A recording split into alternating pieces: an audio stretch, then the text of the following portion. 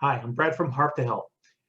HARPTA is a lot of money. 7.25% of your gross sales price is an awful lot of money. Tens, if not more than $100,000 for a lot of people. So one of the questions you may be asking yourself is, how do I get out of this?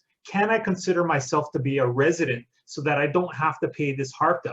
Well, this video is to answer that question. So the question you're probably asking yourself is, am I a Hawaii resident for HARPTA purposes? Well, let's take a look at two ways that one establishes residency in Hawaii. First, they can establish residency by domicile. And also, they can establish residency by residing in Hawaii for anything other than temporary or transitory purposes. And that counts whether the individual is domiciled in Hawaii or not. So residency by domicile, what does that mean? An individual may only have one domicile at a time. So in other words, a resident can't have Hawaii as their domicile while also considering California to be their domicile as well. The domicile is the place of the individual's true, fixed, and permanent home and the principal establishment, and to which place the individual has the intention of returning to whenever the individual is absent. While establishing residency by domicile has largely to do with intentions, those intentions, however, should be supported by actions or behaviors. One of the questions I get asked a lot is, if you are living out of state or if you are going to be moving soon, are you really domiciled in Hawaii? And this is really a question asked by people who are currently moving out of state or have recently moved out of the state of Hawaii. Some questions to ask yourself if you're still a resident after you have moved.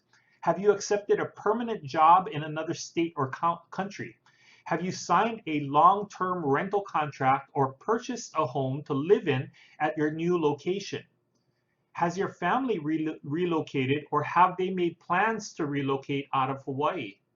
Also, too, if you've accepted a job outside of Hawaii, are you going to be paying tax on that income to the state of Hawaii?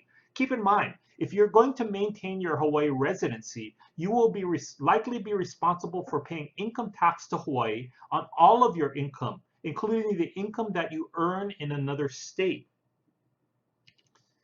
The second way to establish residency in Hawaii is residency by physical presence. An individual may establish residency by simply residing in the state. However, if the individual is here for temporary or transitory purposes, they are not allowed to declare residency based on their physical presence. If a person is in Hawaii for military or naval orders while engaged in aviation or navigation, or while a student, they may not declare their physical presence in Hawaii as support for their claim of residency. If you are a military service member, active duty service members who are stationed in Hawaii and do not declare Hawaii as their state of legal residency are not Hawaii residents for HARPTA purposes. Keep in mind, however, that it may be possible for them to obtain a HARPTA waiver by filing for it. So talk to us for more details. You may have read about something called the safe harbor rule. And basically what that says is, if an individual has been in the state of Hawaii for 200 days of the taxable year in aggregate, not consecutive, the individual is presumed to have been a resident of Hawaii from the time of the individual's arrival. However, one thing to keep in mind is, while an individual may want to claim Hawaii residency based on this rule, there are two important factors to consider. If the individual has already made plans to move out of Hawaii as of the date of sale, their presence is temporary. Therefore, the safe harbor rule likely does not apply. And if you've lived in the house and you're selling it for at least 2 years, even if you are no longer a Hawaii resident, you are probably eligible to apply for a HARPTA waiver rather than getting one automatically. Something important to keep in mind, although it's tempting, do not declare yourself as a Hawaii resident if you are not. And this applies to Form N-289, which you will receive from escrow after you go into contract. Two really important reasons. First of all, HARPTA withholdings are often tens of thousands of dollars and often more.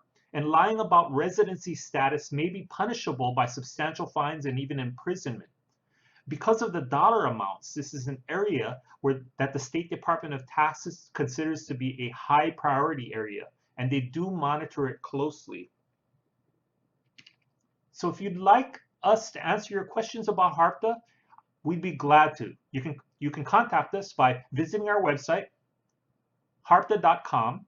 You can email me at brad@harpta.com or call us at 808-737-4412. If there is a way to get HARPTA waived, we will find it. And if there's a way to get HARPTA withholding refunded, we will get it.